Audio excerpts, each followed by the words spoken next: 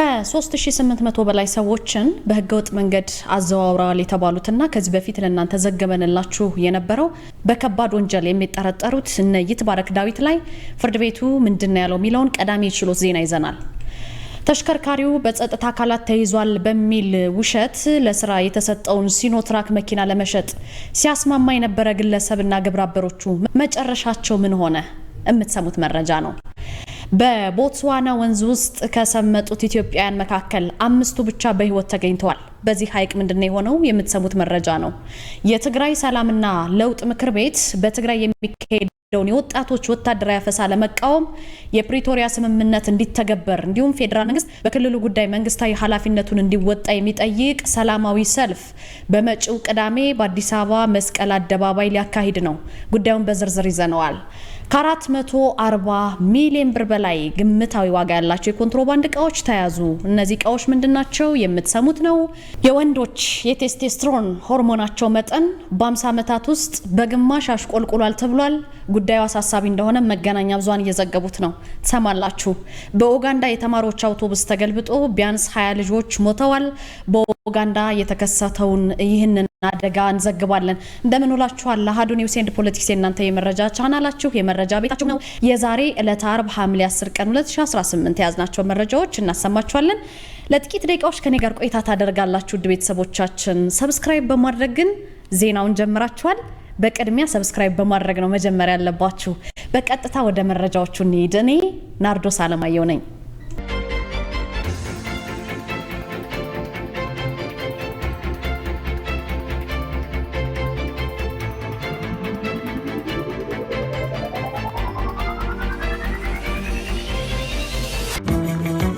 ከ17ኛው መቶ ክፍለ ዘመን አንስቶ የጠቢባን የአብርሆታቸው ምንጭ ልዩ ቡናና የቡና ጥበብ ነው። ታዲያ ይህን ቡና ለመቅመስ ጥበቡንም ለመማር ዝግጁ ኖት? አሃዱ ኮፊ አካዳሚ በአዲስ አበባ ትምህርትና ስልጠና ቁጥጥር ባለስልጣን ፈቃድ በማግኘት የረጅም ጊዜ ልምድ ባላቸው ባለሙያዎች በመታገዝ የተለያዩ የቡና አይነቶችን የመቅመስ ኮፊ ካፒንግ፣ የቡና ቆላል፣ ሮስቲንግ፣ ጣዕምን፣ ፍሬዎችን፣ ማዕዛንና አሲድነትን የመለየት ጥበብ በባሬስታና አግሮ ማርኬቲንግ ዘርፎች ስልጠና ለመስጠት ዝግጅቱን አጠናቋል። የቡና ጥራትን ለመጠበቅ የቡና አፍቃሪዎች የተለያዩ ጣዕሞችን ለማወቅ እንዲሁም አምራቾች ምርቶቻቸውን ለማሻሻል እንዲችሉ የሚረዳውን ይህንን ስልጠና በአሃዱ ኮፊ አካዳሚ በመሰልጠን ብቁ ባለሙያ ይሁኑ። የስልጠና ቦታው በቦሌ ጃፓን ኤምባሲ ናይል ሶርስ ሕንፃ 3ኛ ወለል ላይ። ለበለጠ መረጃ በስልክ ቁጥር በ0961 88 82 22 ይደውሉልን። አሃዱ ኮፊ አካዳሚ።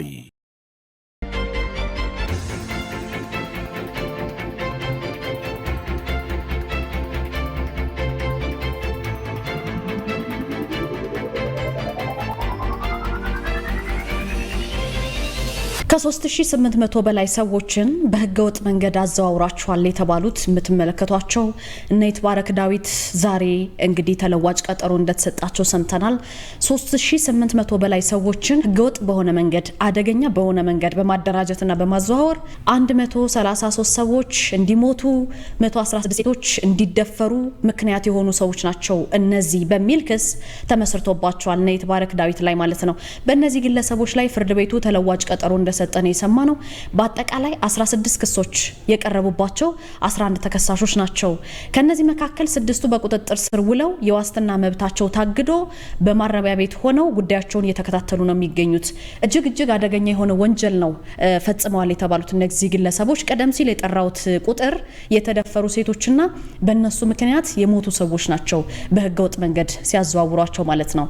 ቀሪዎቹ 5 ተከሳሾች ግን በሌሉበት ክስ ተመስርቶባቸው ጉዳያቸው በችሎቱ እየታየ ነው የሚገኘው። በአቃቤ ህግ ከቀረቡት 16 ክሶች መካከል ከኢትዮጵያ፣ ሶማሊያና ኤርትራ እስከ ሱዳንና ሊቢያ የሚዘልቅ ዓለም አቀፍ የወንጀል ቡድን አደራጅተው በበላይነት በመምራት ተጎጂዎችን ወደ አውሮፓ በመሻገር የተሻለ ስራ ታገኛላችሁ፣ የተሻለ ህይወት ታገኛላችሁ በማለት በማሳመን በማጓጓዝ በከተማ በኩል አሻግረው ሱዳንና ሊቢያ በሚገኙ መጋዘኖች ውስጥ በማሰር በጣም ከፍተኛ የሆነ ስቃይ ያደረሱባቸው ተጎጂዎች ሲሰቃዩ የሚያሳዩ ተንቀሳቃሽ ቪዲዮዎችን ለቤተሰብ እየላኩ ከያንዳንዳቸው ከ750 ሺህ እስከ 1.5 ሚሊዮን ብር እንዲከፍሉ በከባድ የስነ ልቦና ጫና እያስገደዱ ነው እነዚህ ሰዎች ወንጀል የፈጸሙት። ምስሉ ላይ የምትመለከቷቸው በቁጥጥር ስር የዋሉት በነገራችን ላይ ቀደም ሲል የጠቀስኳቸው ብቻ ናቸው። 5ቱ ገና አልተያዙም። በአጠቃላይ እነዚህ ተከሳሾች ከ2015 እስከ ታህሳስ 2018 ባለው ጊዜ ውስጥ 3800 የሚሆኑ ተበዳዮችን አግተው ከቤተሰቦቻቸው ከ4 ቢሊዮን ብር በላይ እንደሰበሰቡ በአቃቢ ሕግ የክስ መዝገብ ላይ ተዘርዝሯል ማለት ነው። 4 ቢሊዮን የኢትዮጵያ ብር። ከዚህ ቀደም በነበረው ችሎት በተከሳሽ ጠበቆች ለቀረበው የክስ መቃወሚያ አቃቢ ሕግ በጽሁፍ መልስ ሰጥቶ የነበረ ነው። ፍርድ ቤቱ በዚሁ መቃወሚያ ላይ ብይን ለመስጠት ለሐምሌ 10 ለዛሬ ተለዋጭ ቀጠሮ ሰጥቶ የነበረ ቢሆንም ፍርድ ቤቱ ብይን ለመስጠት እንደገና ለሐምሌ 24 የወደፊታችን ማለት ነው የፊታችን ሐምሌ 24 ቀን ተለዋጭ ቀጠሮ መስጠቱን የደረሱ መረጃዎች ያመለክታሉ።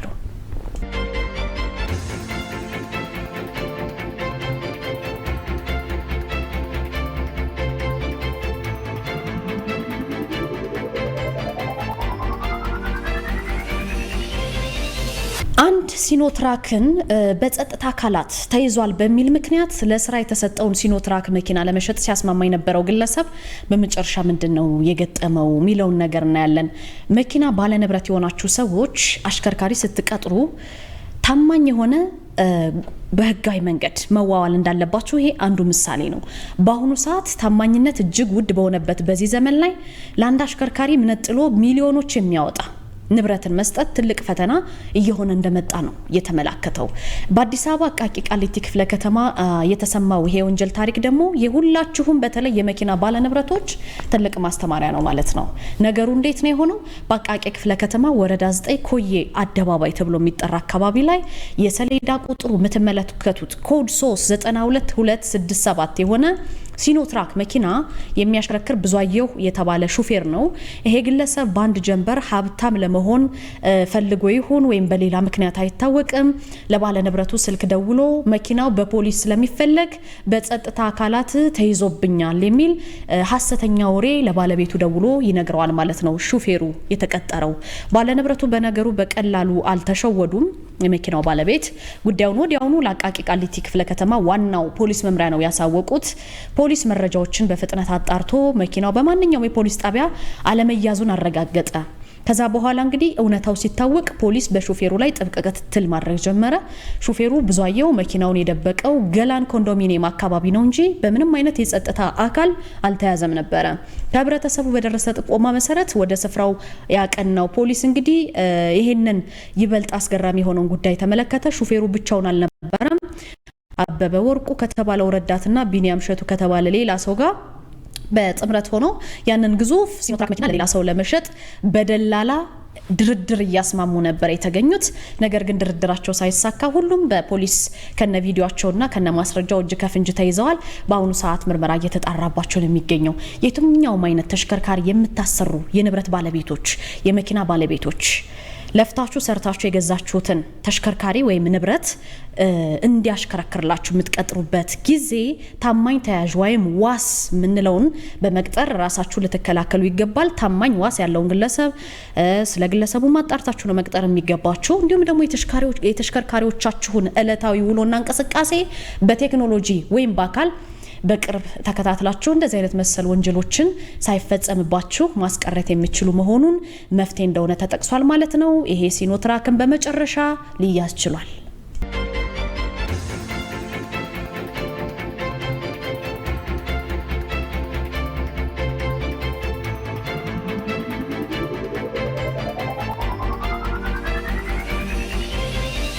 ቦትስዋና ውስጥ በአንድ ወንዝ ውስጥ ከሰመጡት ኢትዮጵያውያን መካከል 5ቱ በህይወት መገኘታቸውን ሰምተናል። በቦትስዋና እንግዲህ በህገወጥ መንገድ ወንዝ ለመሻገር ከሞከሩ 15 ኢትዮጵያውያን ውስጥ 10ሩ መስመጣቸው ነው የተሰማው። የዛምቢያ ባለስልጣናት በሰጡት መግለጫም ከነዚህ ውስጥ 5ቱ በህይወት ተገኝተዋል ማለት ነው። ቀሪዎቹን የመፈለግ ስራው እንደቀጠለ ነው። ትላንትና ከመስመጥ አደጋ የተረፉ 2 ኢትዮጵያውያን የተገኙ ሲሆን በቁጥጥር ስር መዋላቸው ይታወሳል። ኢትዮጵያውያኑ ሰኞ ዕለት ጨለማ ዓላማዋን ተገና አድርገው ዛምቤዚ ወንዝን በህገወጥ መንገድ በጀልባ ለመሻገር የሞከሩ ነበሩ የተባለው። ይሁንና ጀልባው ወንዙን መሻገር ሳይችል ቀርቶ ይገለበጥና አደጋ ሊደርስ ቻለ።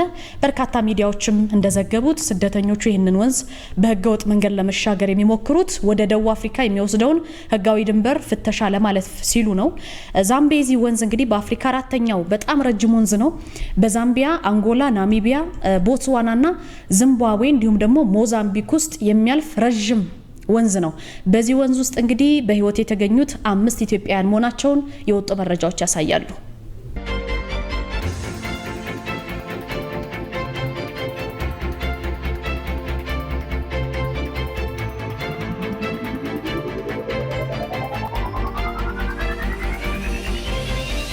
የትግራይ ሰላምና ለውጥ ምክር ቤት በትግራይ አሁን ላይ ያለውን ሁኔታ የሚካሄደውን የወጣቶችን ወታደራዊ አፈሳ ለመቃወም የፕሪቶሪያ ስምምነት ደግሞ እንዲተገበር እንዲሁም ደግሞ ፌደራል መንግስት በክልሉ ጉዳይ መንግስታዊ ኃላፊነቱን እንዲወጣ የሚጠይቅ ሰላማዊ ሰልፍ በመጪው ቅዳሜ በአዲስ አበባ መስቀል አደባባይ እንደሚያካሂድ አስታውቋል። ከኤርትራ መንግስት እስከ ሱዳን የተዘረጋ አካሄድ ነው ያለው። ህዝቡ እየተቀጠቀጠ በግድ ልጆቹን እየተነጠቀ ነው ብሏል ምክር ቤት አባሉ።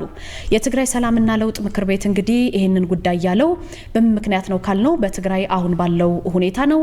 የምክር ቤቱ የሚዲያና የህዝብ ግንኙነት ክፍል አቶ ብርሃነ ገብረ ኢየሱስ በክልሉ ያሉት ወጣቶች እየታፈሱ እየተሸጡ ነው ብለዋል። በትግራይ ክልል የምክር ቤት አባሉ እንግዲህ ቃንጪ ሀቂ ፓርቲ ሊቀመንበር ደጋፊ እንደገለጹት ከሆነ ምንም እንኳን ሰልፉ በትግራይ መካሄድ የነበረበት ቢሆንም በክልሉ ያለው አሁናዊ ሁኔታ ስለማይፈቅድ በአዲስ አበባ እንዲካሄድ ተወስኗል ነው ያሉት።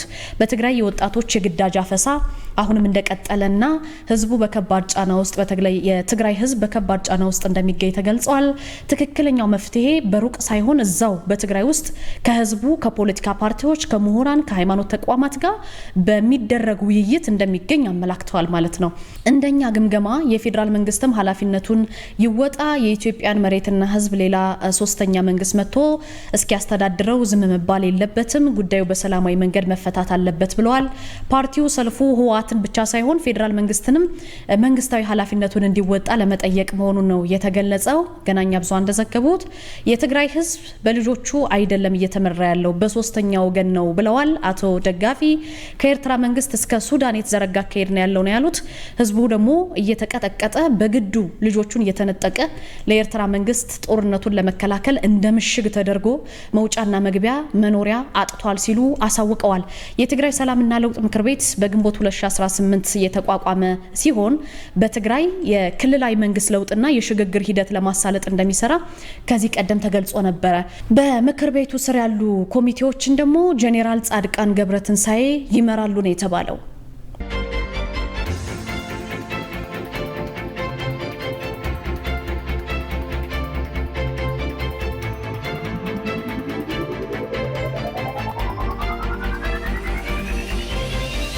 አራት 140 ሚሊዮን ብር በላይ ግምታዊ ዋጋ ያላቸው እቃዎች ተይዘዋል።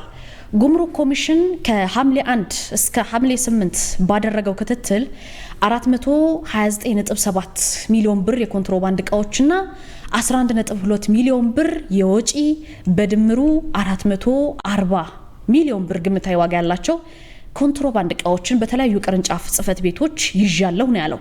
በቁጥጥር ስር ከዋሉት የኮንትሮባንድ እቃዎች መካከል አዳዲስና ልባሽ ጨርቆች አሉ፣ ቡና አለ፣ ኤሌክትሮኒክስ አለ፣ የግንባታ እቃዎች አሉ፣ ጥራጥሬ፣ የተሽከርካሪ መለዋወጫ፣ የመዋቢያ እቃዎች ወይም ኮስሞቲክስ፣ ጫት፣ መድኃኒት፣ አደንዛዥ እጽ፣ ማዕድናት ብዙ ነገር ነው ያለው። የውጭ ሀገር ገንዘቦችም ይገኙበታል። ይሄ የተጠቀሰው ገንዘብ ማለት ነው። በተጠቀሰው የጊዜ ገደብ የገቢና የውጭ ኮንትሮባንድ በመቆጣጠር አዲስ አበባ ኤርፖርት፣ ጅጅጋና አዋሽ ጉምሩክ ቅርንጫፍ ጽህፈት ቤቶች ቀዳሚውን ስፍራ ይይዛሉ። በቅደም ተከተላቸው 118 ሚሊዮን 111 ሚሊዮን እና 82 ሚሊዮን ብር ግምታዊ ዋጋ ያላቸው የኮንትሮባንድ እቃዎችን መያዝ ችለዋል። የኮንትሮባንድ እቃዎችን ሲያዘዋውሩ የተገኙ 28 ሰዎችና 15 ተሽከርካሪዎች ደግሞ በቁጥጥር ስር መዋላቸውን የወጡ መረጃዎች ያሳያሉ።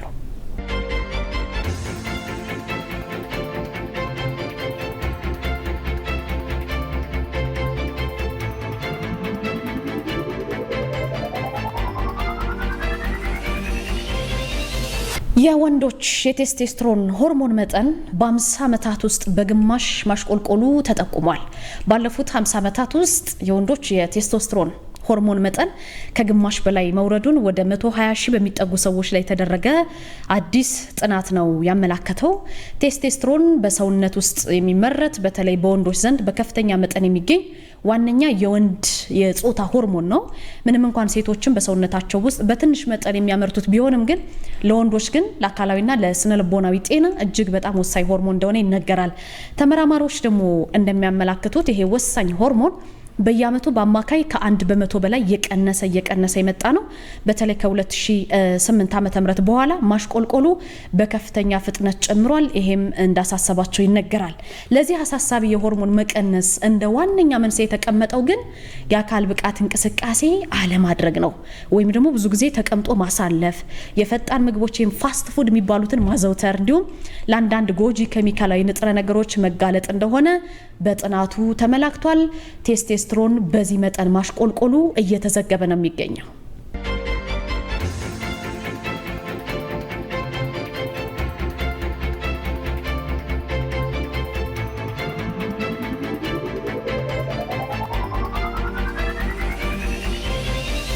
በመጨረሻም የተማሪዎች አውቶቡስ ተገልብጦ ቢያንስ 20 ልጆች መሞታቸው ተሰምቷል። ይሄ የሆነው አፍሪካ ባለችው ኡጋንዳ ነው። በዚሁ በደረሰ የትራፊክ አደጋ ቢያንስ 20 ልጆችና አንድ አዋቂ ሰው መሞታቸው የበርካቶችን በተለይ የኡጋንዳን ሕዝብ ያሳዘነ ጉዳይ ነው።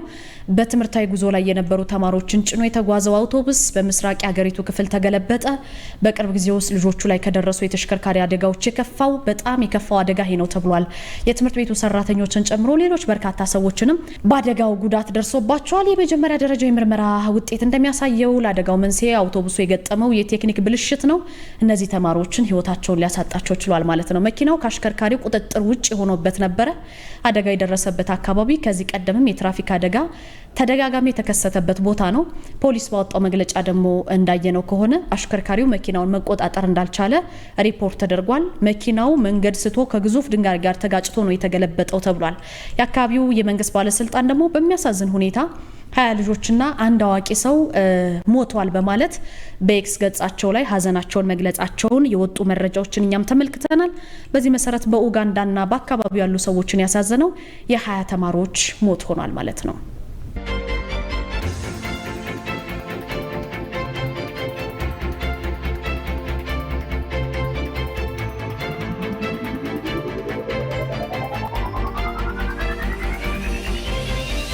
ውድ ቤተሰቦቻችን የነበረን ጊዜ ከልብ አድርጌ አመሰግናለሁ። አብሬያችሁ ቆይታ ያደረኩት እኔ ናርዶስ አለማየሁ ነበርኩኝ። ከመላው የቴክኒክ ባለሙያዎች፣ የካሜራ ባለሙያዎች፣ የስርጭት ባለሙያዎች ጋር ቆይታ አድርጌያለሁ።